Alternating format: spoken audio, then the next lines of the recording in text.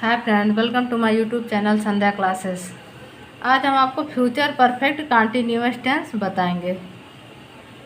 तो future perfect continuous tense को हिंदी में पूर्णापूर्ण भविष्यकाल कहते हैं। तो इसका पहचान क्या होता है, देखिए पहचान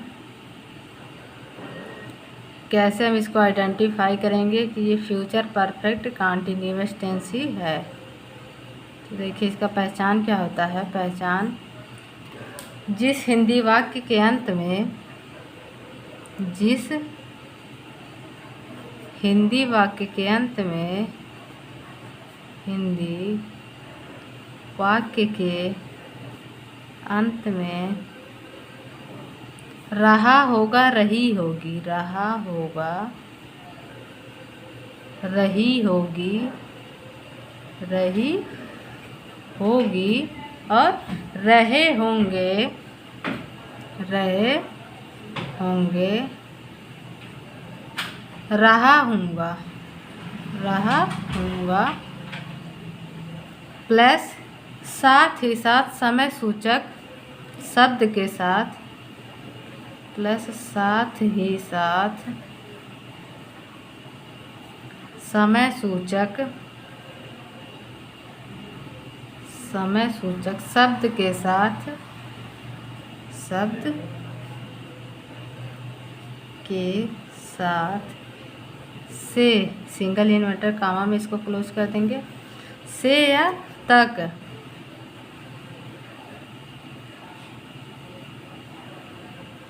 तक दिया होता है, तक दिया होता है, उसे फ्यूचर परफेक्ट कंटिन्यूअस टेंस कहते हैं। उसे फ्यूचर परफेक्ट कॉन्टिन्यूअस टेंस कहते हैं। तो इसका पहचान क्या होता है। जिस हिंदी वाक्य के अंत में रहा होगा, रही होगी, रहे होंगे, रहा होगा प्लस साथ ही साथ समय सूचक शब्द के साथ से या तक दिया होता है, उसे फ्यूचर परफेक्ट कंटिन्यूअस टेंस कहते हैं। तो देखिए इसका फार्मूला क्या होता है। Formula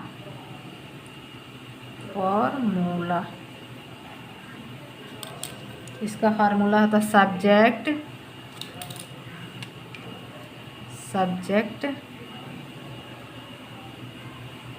subject plus will oblique shall, या फिर विल का यूज होगा या फिर सेल का, will oblique shall plus have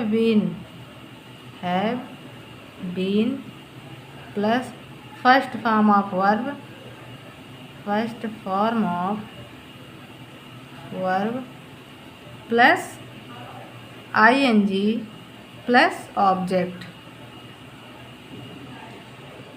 plus since oblique for oblique till, since oblique for oblique till oblique by plus time denoting word, time denoting word, ये इसका formula होता है। Subject plus will oblique shall plus have been plus first form of verb plus ING plus object plus since oblique for oblique till oblique by plus time denoting word. जैसे देखिए एक sentence है, वह 5 दिन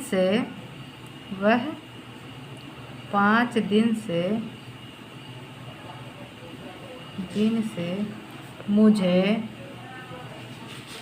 गाली देती रही होगी, गाली देती रही होगी। वह 5 दिन से मुझे गाली देती रही होगी। तो इसको हम ट्रांसलेट करेंगे। तो लड़की है इसलिए सी का यूज होगा, सी, उसके बाद विल हैव बीन गाली देना, तो एब्यूज मिस होता है गाली देना, तो इसमें आईएनजी लगाना है, एब्यूजिंग मी मुझे, फॉर 5 डेज, क्योंकि यहाँ टाइम क्या है अनिश्चित है इसलिए फॉर का यूज होगा, फॉर 5 डेज। वह 5 दिन से मुझे गाली देती रही होगी। She will have been abusing me for 5 days. सी क्या हो गया हमारा सब्जेक्ट हो गया, विल या फिर शैल का यूज करना है, तो सी है इसलिए विल का यूज हुआ है, plus have been plus first form एब्यूज हो गया, इसमें आईएनजी लगाना है तो एब्यूजिंग हो गया। मी क्या हो गया हमारा ऑब्जेक्ट हो गया, उसके बाद सिंस ऑब्लिक फार या फिर टिल का यूज करना है, तो यहाँ टाइम अनिश्चित है इसलिए फार का यूज हुआ है फार, और ये 5 डेज है हमारा टाइम डिनोटिंग वर्ड हो गया। तो सी विल, मैं सोमवार से उसे पत्र लिखता रहूँगा। I shall have been writing him letters since Monday. तो एक अफर्मेटिव निगेटिव सेंटेंस देखिए, हम जनवरी से स्कूल नहीं जा रहे होंगे। हम जनवरी से स्कूल नहीं जा रहे होंगे। तो वी मीन्स होता है हम, वी के साथ शैल का यूज होता है, आई वी के साथ शैल का यूज होता है। तो वी शैल, उसके बाद negative not have been, have been. Go means होता है जाना, तो इसमें आईएनजी लगाना है, going to school, going to school. Time क्या है, टाइम हमारा निश्चित है इसलिए सिंस का यूज होगा, सिंस जनवरी।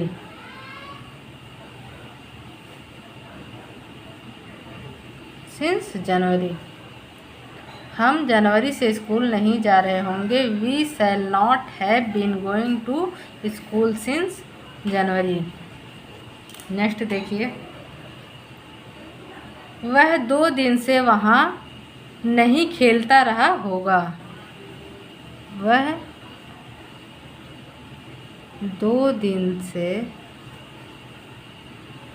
वहाँ नहीं खेलता रहा होगा, खेलता रहा होगा। ही मीन्स होता है वह, ही के साथ विल का यूज, ही विल, उसके बाद not have been, not have been. Play means होता है खेलना, तो इसमें आईएनजी लगाना है, प्लेइंग। वहाँ देयर, टाइम क्या है, टाइम हमारा अनिश्चित है इसलिए फार का यूज होगा, फॉर 2 डेज, 2 डेज। वह 2 दिन से वहाँ नहीं खेलता रहा होगा। He will not have been playing there for 2 days. तो यदि हमारा सेंटेंस प्रश्न सूचक वाक्य से शुरू होता है तब हमारा फार्मूला क्या होगा, देखिए फार्मूला,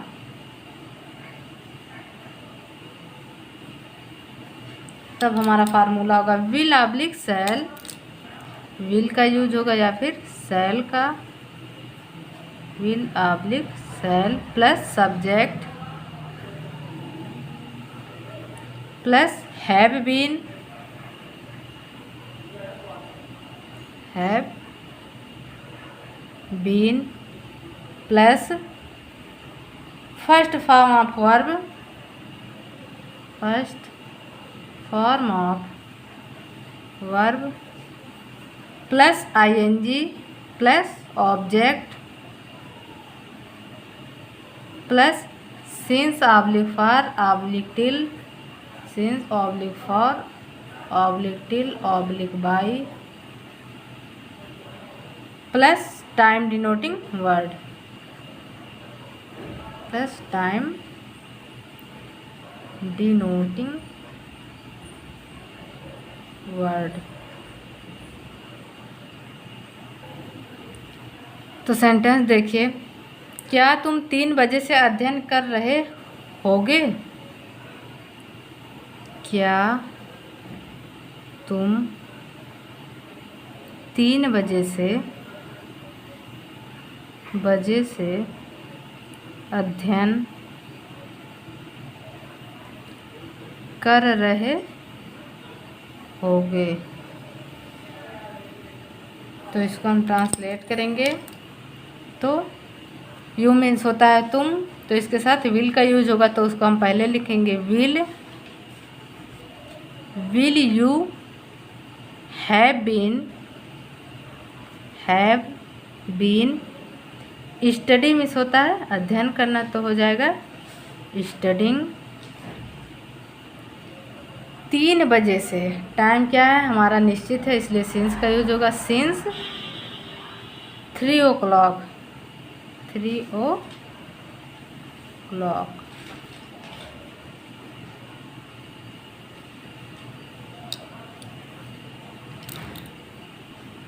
एक इंट्रोगेटिव निगेटिव सेंटेंस देख लीजिए।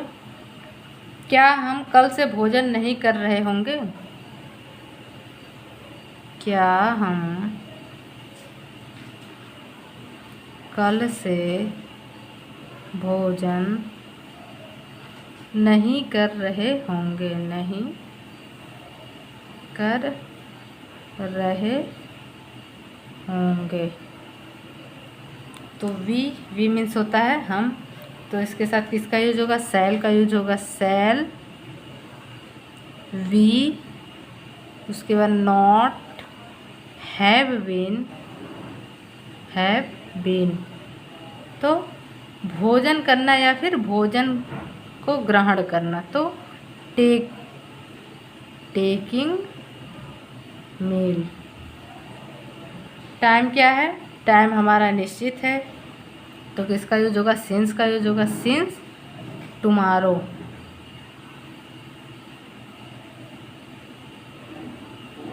क्या हम कल से भोजन नहीं कर रहे होंगे? Shall we not have been taking meal since tomorrow. तो यदि प्रश्न सूचक वाक्य कब, क्यों, कैसे बीच में आता है, तब हमारा फार्मूला क्या होगा? देखिए हमारा फार्मूला पहले आएगा क्या? Interrogative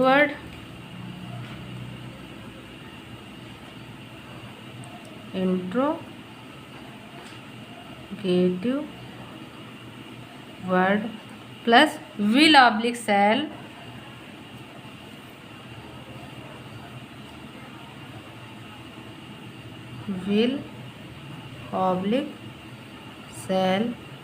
plus subject plus have been plus first form of verb plus ing plus object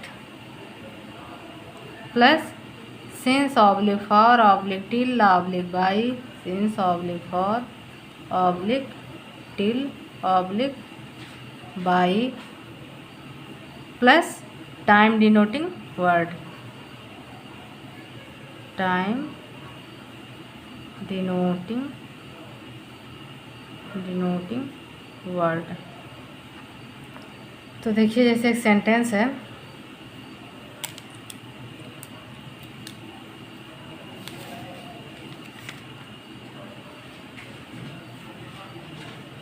वह अगले माह से कहाँ रह रहा होगा? वह अगले माह से, माह या फिर महीना, माह से कहाँ रह रहा होगा?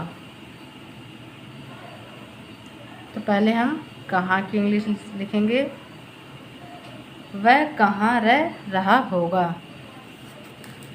तो पहले हम कहाँ की अंग्रेजी लिखेंगे, तो वेयर मीन्स होता है कहाँ, वेयर। उसके बाद क्या, विल या फिर शैल का यूज़ करना है, तो ही है इसलिए विल का यूज होगा विल। उसके बाद सब्जेक्ट ही, उसके बाद हैव बीन। लिव मिस होता है रहना, तो इसमें एनजी लगाना है, लिविंग।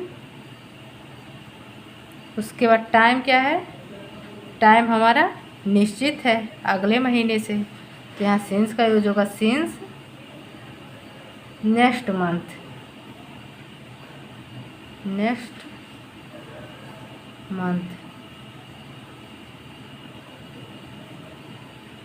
वह अगले माह से कहाँ रह रहा होगा, where will he have been living since next month. तो एक इंट्रोगेटिव निगेटिव सेंटेंस देखिए, वह तुम्हारे साथ 2 दिन से क्यों नहीं रह रहा होगा। वह तुम्हारे साथ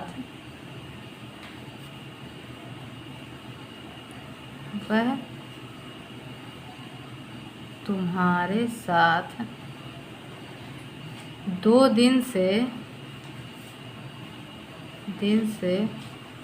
क्यों नहीं रह रहा होगा, क्यों नहीं रह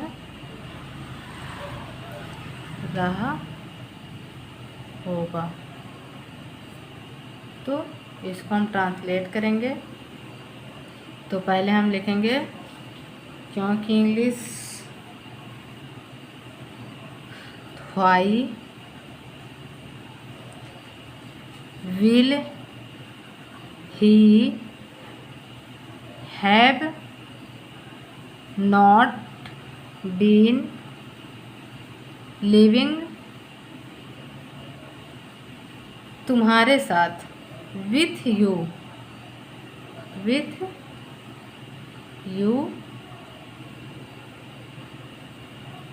टाइम क्या है, टाइम हमारा अनिश्चित है इसलिए फॉर का यूज होगा फॉर 2 days।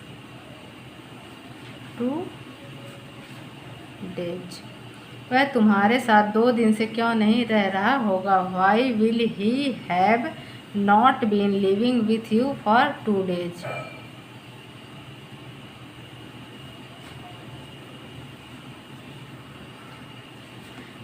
तो ये हमारा फ्यूचर परफेक्ट कॉन्टिन्यूअस टेंस समाप्त हो गया। जैसा कि हमने आपको सब बताया, प्रेजेंट टेंस, पास्ट टेंस और फ्यूचर टेंस। प्रेजेंट टेंस के 4 पार्ट होते हैं, उसको भी बताया है, और पास्ट टेंस के भी 4 पार्ट होते हैं, उसको भी बताया है, और फ्यूचर टेंस के 4 पार्ट होते हैं, उसको भी बताया है। तो आप लोग वीडियो में देखिए और बताइए कि क्या नहीं समझ में आया है। Thank you so much.